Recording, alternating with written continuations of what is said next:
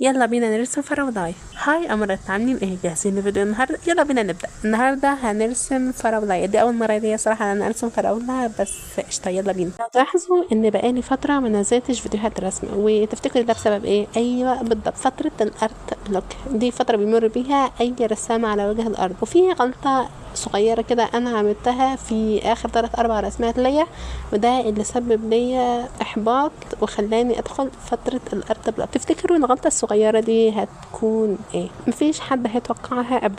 شهر تقريبا شفت اعلان عن مسابقه الرسم، وطبعا كواحده بتحب الرسم اتشوقت قوي وكان نفسي اشارك واطلع احسن ما عندي. دخلت اوضتي وبدات ارسم، خلصت الاولى وخلصت الثانيه والثالثه ومفيش واحده فيهم عجبتني، ودخلت في احباط شديد وما عرفتش ان انا ارسم، وقلت ايه ده، امال انا برسمه ده راح فين؟ وبعد شهر قعدت ان انا ابص كده كل الرسمات اللي انا رسمتها، لان انا في الشهر ده بطلت ان انا ارسم خالص الا مره واحده، وهي رسمه العين الخضراء اللي انا رسمتها دي، وكانت عين واحده حتى مش عينين. في طول الشهر ده كان في سؤال واحد في دماغي، انا مالي رسمتي مالها بقت باهته ومن غير روح ليه؟ وفجاه بصيت لكل الرسمات اللي انا رسمتها في الوقت ده واكتشفت ان سن القلم مش مبري، المفروض ان سن القلم يكون شبه الابره، وانا سن القلم كان تخين، عشان كده دخلت في فتره ارتباك. نصيحه مني انتم ما تعملوش حاجه شبه كده خالص، وتاكدوا ان كل الادوات بتاعتكم جاهزه وان القلم مبري كويس علشان تكون الرسمه تطلع نظيفه وحلوه وتعجبكم في الاخر. يعني قولوا لي في التعليقات ايه اغرب حاجه دخلتكم